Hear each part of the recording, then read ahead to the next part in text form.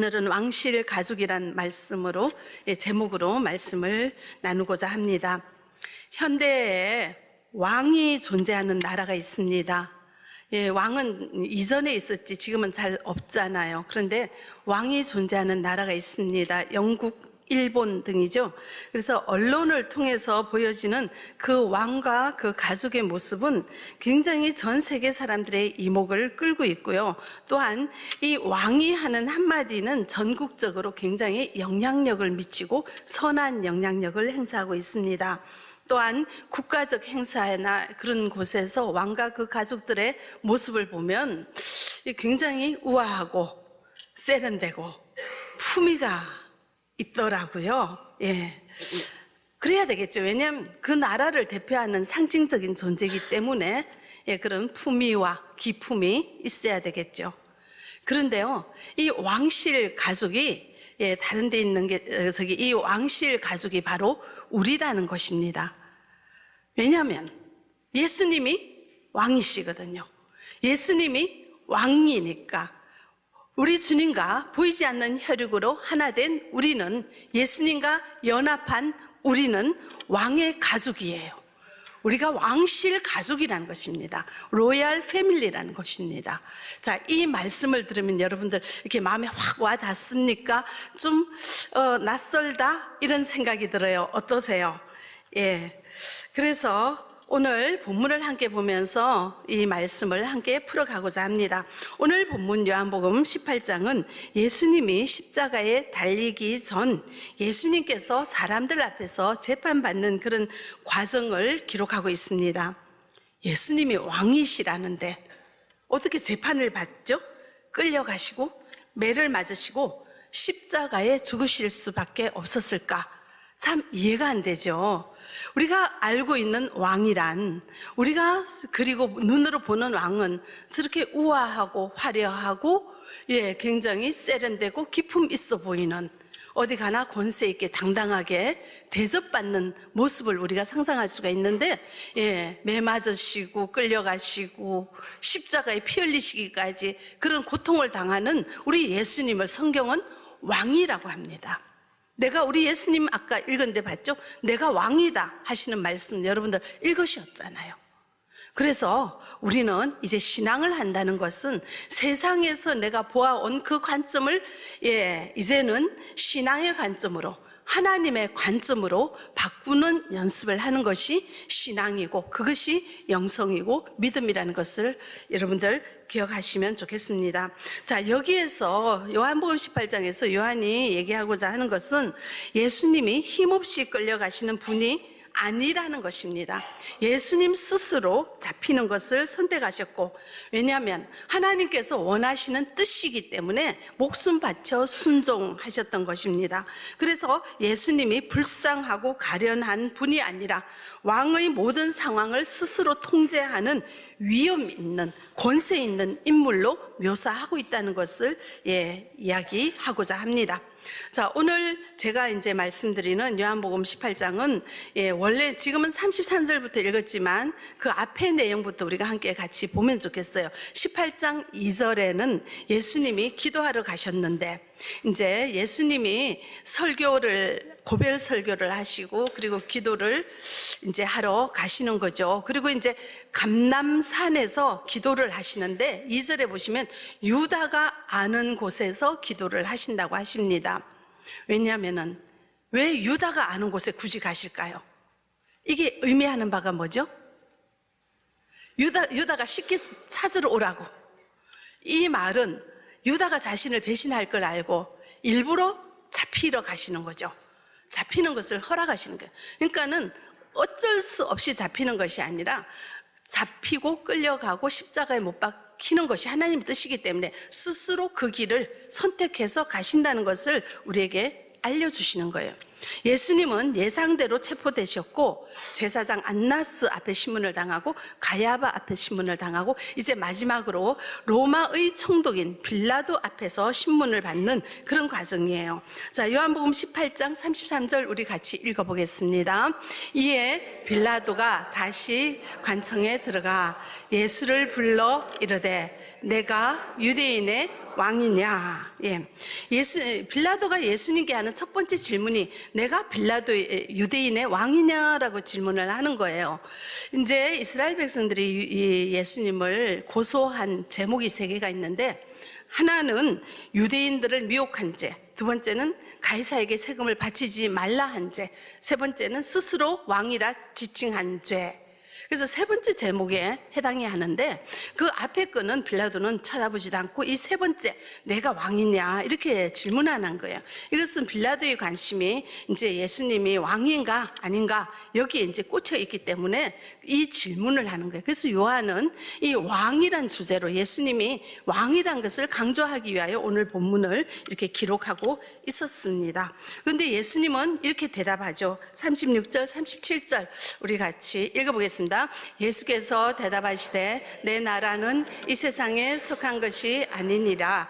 만일 내 나라가 이 세상에 속한 것이었다면 내 종들이 싸워 나로 유대인들에게 넘겨지지 않게 하였으리라. 이제 내 나라는 여기에 속한 것이 아니니라. 빌라도가 이르되 그러면 내가 왕이 아니냐? 예수께서 대답하시되 내 말과 같이 내가 왕이니라. 내가 이를 위하여 태어났으며 이를 위하여 세상에 왔나니 곧 진리에 대하여 증언하려 함이로다. 무릇 진리에 속한 자는 내 음성을 듣느니라 하신대. 자, 여러분들 36절 37절에서 쭉 읽어보시고 예수님이 하신 말씀이죠. 간추리면 예수님은 어떻게 대답하셨어요? 내가 왕이다 했죠. 자, 이 세상의 왕이라 했어요. 내 나라는 세상에 속한 게 아니라 그랬죠. 내가 만약에 내 나라가 세상에 속하였다면 내가 이 자리에 있지 않는다 그랬죠. 근데 내가 이 자리에 있는 것은 내 나라는 이 세상에 속한 것이 아니라 보이지 않는 하나님 나라라는 것을 말씀하십니다. 정리하면 예수님은 나는 하나님 나라의 왕이다 라고 대답을 하신 것을 우리가 볼 수가 있습니다. 자, 그런데요, 여기에서 우리가 생각을 하면 우리는 보통 왕이라 하면 그렇게 아름답고 우아하고 권세 있는 세상의 왕의 모습을 상상하는데, 예수님은 끌려가면서 잡혀가면서 매 맞으면서 초라한 모습으로 있는 이 예수님을 우리가 어떻게 왕이라고 할 수 있을까 생각을 하지만, 자, 세상의 관점으로는 우리가 예수님을 보는 게 아니라 내 안에 계시는 성령께서는 깨닫게 해주시죠. 알게 해주시죠. 내 안에 계시는 성령님은 성경에 기록된 말씀을 그대로 아멘이라고 받아들일 수 있도록 해주시는 거 여러분들 믿으시죠? 그러므로 이 사실은 초라하게 보일 수도 있는 예수님의 모습을 가지고 우리는 예수님은 왕이다, 만왕의 왕이시다, 천하를 통치하는 하나님의 왕이다, 여러분들 믿을 수 있죠? 자, 그러면은 예수님이 어떤 권세를 가지고 있는지 여러분들 여태까지 살아오면서 신앙하면서 경험한 것이 있습니까? 예수님이 어떤 권세를 가지고 계시고 내가 예수님의 권세를 어떻게 체험했는지 여러분들 생각나는 거 있습니까? 저는 이제 학교 다닐 때 학교 선생님 말씀은 되게 잘 들었어요. 그런데 선생님 말씀은 잘 들었지만 그 위에 모든 거는 내가 하기 싫은 거는 죽어도 안 해요. 고집이 대단해요. 그런 사람이, 그래서 친구들이 내가 예수를 믿는다 하면 놀래고 목사가 됐다면 더 놀래요. 그럴 사람이 아니었는데 이런 사람을 끌고 갈 수 있는, 여기까지 끌고 오신 분이 누구세요? 우리 주님이시죠. 우리 아들 아프게 하니까 또 그런 방법을 통해서 꼼짝없이 주님 앞에 굴복해서 하나님 말씀에 아멘 하겠습니다 하고 순종하는 거, 이거 누가 할 수 있어요? 안 되죠. 여러분들 연세 드신 분들은 다 큰 자녀에게 오늘 니네들 이거 해라 뭐 해라 하면 말 고분고분 들어요? 머리 커져가지고 안 듣잖아요. 근데 이 대단한 이 성인들이, 여기 있는 여러분들이 어떻게 주님 말씀이면 아멘 하겠습니까? 이것이 예수님의 권세인 줄 믿으시기 바랍니다. 자, 그런데요, 이 예수님의 권세는 내 권세예요. 예수님 권세 내 권세란 노래도 있잖아요, 그죠? 그런 권세를 가진 자예요, 우리가. 여기 보면 어떤 우리 자매님이 신앙생활을 하면서 원래 여자분들이 감성적이라서 신앙을 빨리 잘해요. 근데 남자분들은 바빠서 좀 신앙하기가 어려운데 보시면은 이렇게 남편을 모시고 같이 교회를 오시고 또 남편을 섬기면서 같이 신앙이 성장되게 하고 또한 자녀들, 가족들 모두 주님 안에서 한 가족으로 이끌어가는 이런 모습을 보면 여러분들은 예수님의 권세를 주님께서 사용하게 하신 줄 믿으시기 바랍니다. 그게 권세예요. 우리는 그런 권세를 가진 자예요. 우리는 하나님의 자녀고 왕의 가족이에요. 그러므로 우리는 왕실 가족이에요. 하늘나라의 로얄 패밀리라는 거 여러분들 기억하시고 이거를 누리는 은혜가 있어지기를 바랍니다. 여러분들 생각해 본 적 있어요? 내가 왕족이다. 예, 나는 특별한 신분을 가진 자다. 나는 특별한 권세를 가진 자다. 이걸 생각하면서 지금까지 누려본 적 있습니까? 성경에는 우리에게 수없이 그런 말씀을 하시는데 어떻게 그 말씀은 쏙 빼고 안 믿는지 모르겠어요. 믿으시기 바랍니다. 누리시기 바랍니다. 자, 그러면은 이 성경에서 오늘 예수님이 어떤 권세를 보이는지 잠깐 소개한 구절이 있습니다. 6절 우리 같이 읽어보겠습니다. 예수께서 그들에게 내가 그니라 하실 때 그들이 물러가서 땅에 엎드러지는지라. 자, 이 말씀은 어떤 상황이냐면은 자, 이제 이 유다와 군인들이 예수님을 잡으러 갔어요. 이를 본 예수님이 이제 그들을 보고 누구를 찾느냐 하고 물었어요. 그때 이 군인들이 대답하기를 예수를 찾는다라고 얘기를 했거든요. 그러니까 그 말을 듣고 예수님이 내가 그니라, 이 말은 내가 예수다라고 말씀을 하신 거예요. 그럴 때 뒷줄에 보시면 그들이 물러가서 땅에 엎드러지는지라, 이런 말씀이 어떤 상황이냐면 예수님이 내가 예수다 이러니까 그 말을 듣는 군인들이 거기 앞에서 놀라 자빠지는 거예요. 하면서 그 후광과 권세와 위험 앞에 너무 깜짝 놀래가지고 막 뒷걸음질 치다가 지네들끼리 엎어지고 엉기고 그래서 와장창창창창 이렇게 넘어지는 그런 모습이에요. 예수님을 보면은 그런 대단한 권세와 후광과 품위가 보여지는 분이에요. 이래서 사람들이 예수님 앞에 보고 놀래가지고 뒤로 넘어지는 그런 일을 이렇게 요한은 기록하고 있으면서 이런 분이 스스로 잡혀가셨다는 거죠. 하나님 나라를 이루기 위해서, 우리를 구하기 위해서. 그래서 우리는 세상의 눈으로 보면 왕이란 되게 외모가 화려하고 이런 걸 보지만, 자, 잡혀가시는 예수님이 하나님 나라의 왕인 것을 볼 줄 아는 안목이 있어지기를 바랍니다. 영안이 있어지기를 바랍니다. 그래서 신앙한다는 것은 세상의 관점으로 보는 것이 아니라 하나님의 관점으로 영적인 안목으로 보는 것임을 여러분들 늘 기억하시고 인식하시기 바랍니다. 제가 몇 주 전부터 계속 이 얘기를 하죠.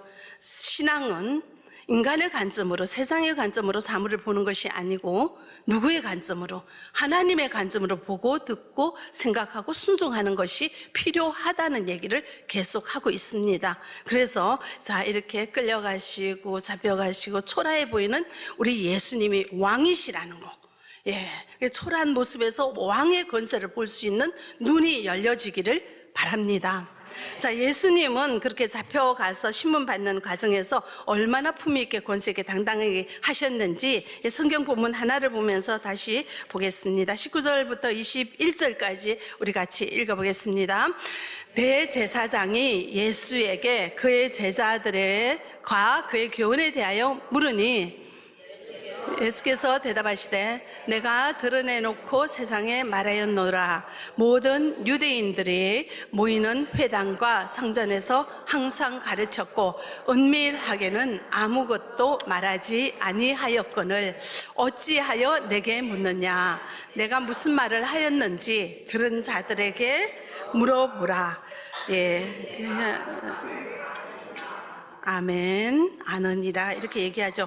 자, 이 말씀은 무슨 말씀이냐면은, 자, 이 빌라도 앞에 오기 전에 가야바 안나스 앞에 섰다고 그러죠.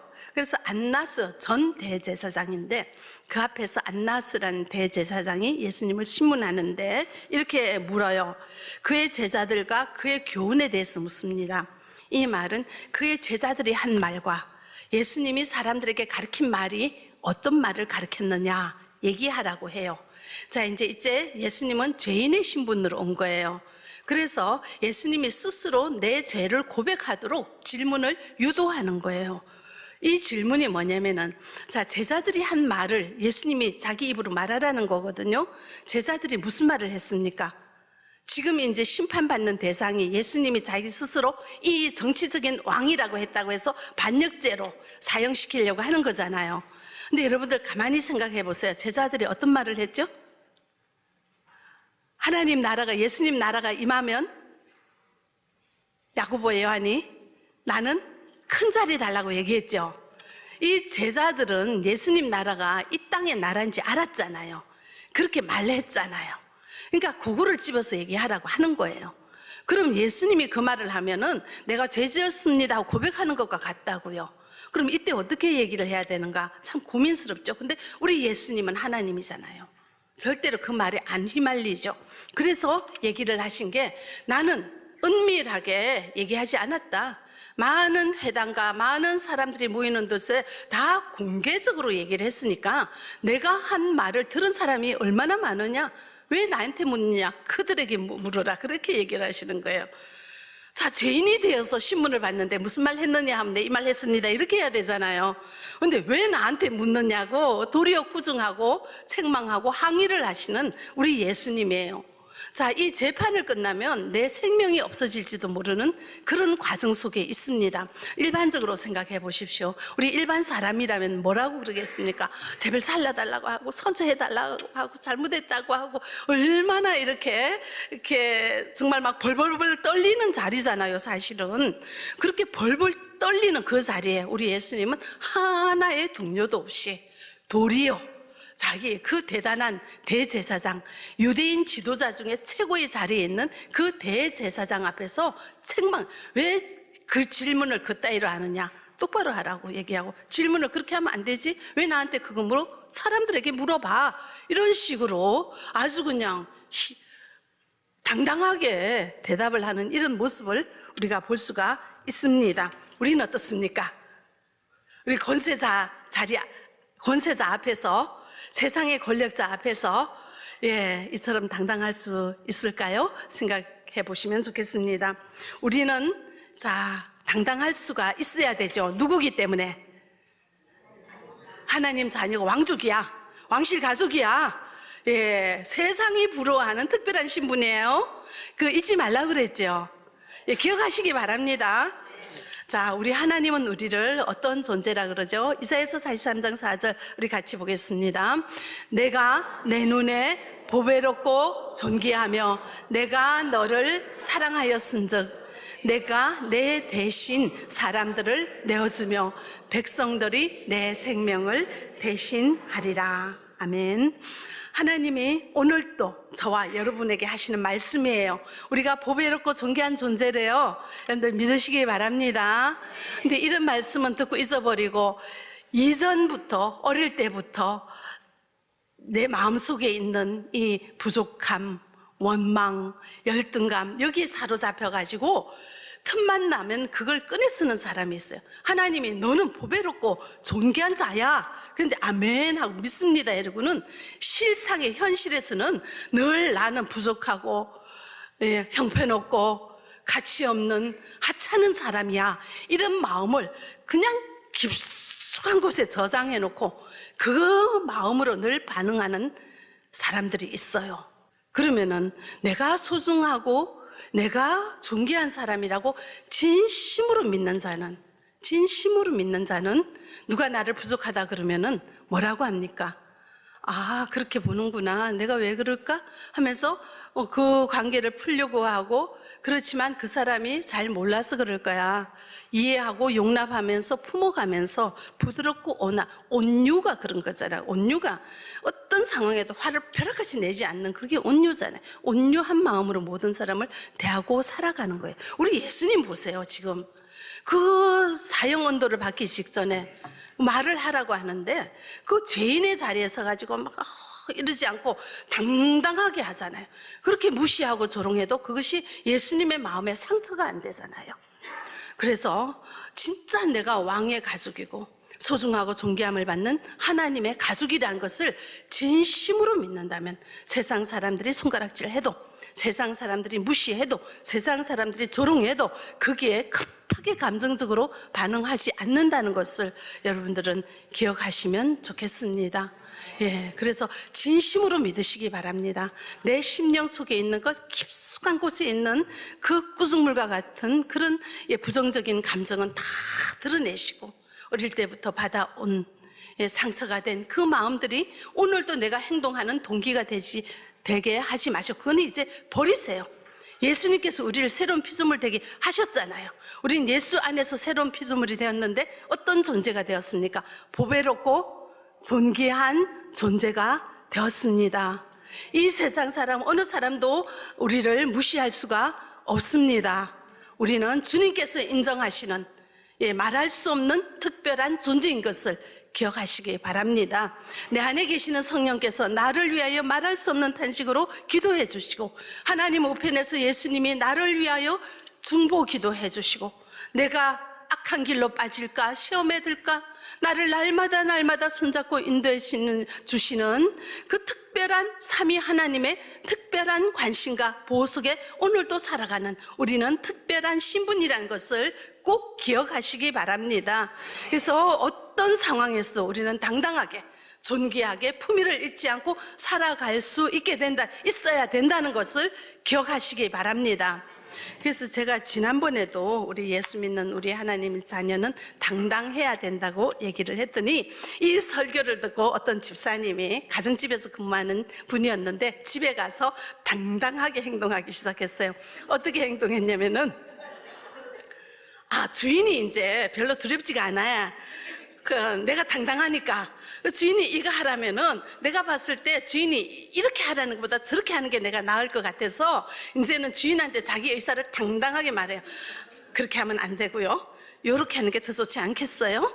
이제 일일이 이제 자기 의사를 얘기하고, 그런데 이 주인이 또 교회를 다녀. 그런데 교회를 시원찮게 다녀. 봤을 때 내가 신앙이 더 좋아. 그래서 이제는 당당하게 내가 아는 거를 말해야 되겠다 해서 성경 말씀도 가르치기 시작하고 막 이랬어요. 그랬더니 주인이 불편해지기 시작했어. 그래서 어떻게 될까요? 가방 들고 나오시더라고요. 지혜롭게 하셔야 된다는 거예요. 당당하게 한다고 해서 왜 기분이 나쁘게 했냐면 그 사람을 내 아래로 본 거예요. 그래서 당당하다는 건 내가 소중하고 존귀한 자라고 해서 딴 사람을 내 아래로 보고 무시해서는 안 돼요. 내가 소중한 만큼 하나님도 그 사람을 소중하게 여기니까 같이 배려하고 존중하고 함께 나아가는 그런 태도가 존귀한 자의 품이라는 것을 기억하시기 바랍니다. 자, 여기 보시면 에베소서 6장 5절 우리 한번 읽어보죠. 종들아, 두려워하고 떨며 성실한 마음으로 육체의 상전에게 순종하기를 그리스도께 하듯 하라. 주인을 가리키지 마시고 순종하시기 바랍니다. 이게 당당한 거예요. 우리가 주인에게 순종해 주는 거는 그 사람이 나한테 돈 주기 때문에 겁이 나서 이렇게 막 잘릴까 봐 겁이 나서 하는 게 아니라, 우리에게 주신 그 말씀, 우리는 왕의 자녀잖아요. 왕의 자녀니까 왕의 자녀답게 왕의 말씀을 가지고 지키고 순종하는 이런 품위가 있어서 우리가 그대로 하는 거예요. 그래서 주님 중심으로 사는 이런 우리의 태도가 있어지기를 바랍니다. 그래서 말씀을 정리하겠습니다. 우리는 왕의 가족이에요. 특별한 신분이에요. 품위가 있어야 되겠죠? 존귀하다는 거 여러분들 꼭 기억하세요. 그래서 내 마음속에 있는 나를 하찮게 생각하고 나를 언짢게 생각하는 그 마음은 여러분들 지금 수술해서 드러내세요. 그래서 그 마음속에 무엇을 넣습니까? 나는 보배롭고 존귀한 자야. 이 말씀을 확실히 믿으세요. 확실히 믿고 확실히 간직하시면, 인식하시면, 자, 누가 나를 조롱해도 괜찮아요. 누가 나를 무시해도 그러나 우리 예수님 반응 안 하잖아요. 그런데 예수님처럼 행동할 수 있기를 바랍니다.